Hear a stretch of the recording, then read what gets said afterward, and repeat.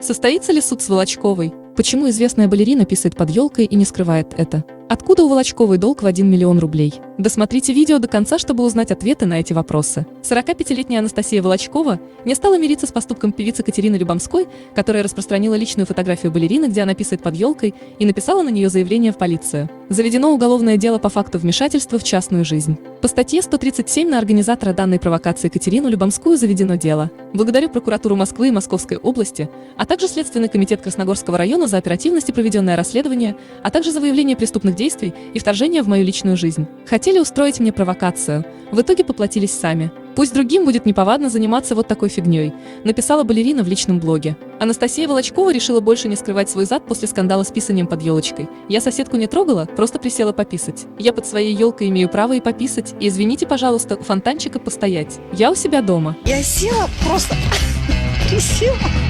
пописать под своей елкой. Я под своей елкой имею право и пописать, и, извините, пожалуйста, у фонтанчика постоять. Все, что делаю в своей жизни, это не то, что прилично.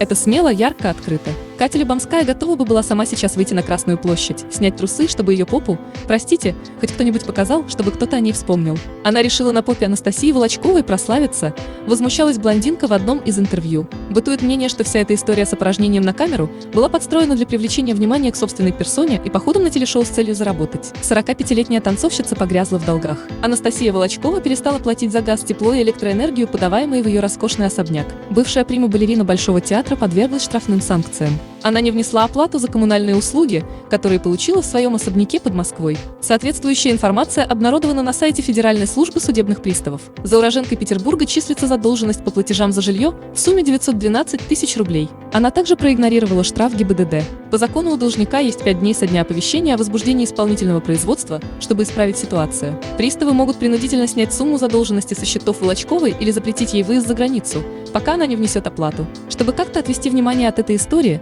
45-летняя Анастасия решила опубликовать несколько горячих кадров, в том числе и те, где позирует полностью обнаженной. Балерина и так нередко публикует откровенный контент, а тут опять решила показать себя нагишом. Поскольку после моего писания под елочку нет отбоя от федеральных каналов, решила сама поделиться собственными фото без каких-либо караулящих меня скрытых камер, чтоб не было желания из-под тишка снимать мою жизнь на участке моего же дома и, как свора лающих шавок, толпиться под моим балконом с осуждением меня, написала балерина. Звезда удивляется, что многих так интересует ее тело. Поэтому она и решила снять пикантные кадры и выставить их на всеобщее обозрение. «Делюсь от первого лица, обнажив перед вами помимо тела еще и душу», говорит Анастасия. По ее словам, это была сознательно подстроенная провокация со стороны главы поселкового товарищества. Она сделала это, чтобы отвести внимание от проблем с товариществом. Я более чем уверена, что соседей нашего поселка председатель ввела в заблуждение, сделав этот подлый поступок из-под тишка, и подговорила лить на меня грязь, хотя эти люди не знают меня лично вообще, делает вывод Анастасия. А как вы думаете, почему Волочкова все время попадает в обнаженные скандалы? Это пиар или воля случая? Пишите свои комментарии под видео, ставьте лайк и не забудьте подписаться на канал, чтобы не пропустить интересные выпуски.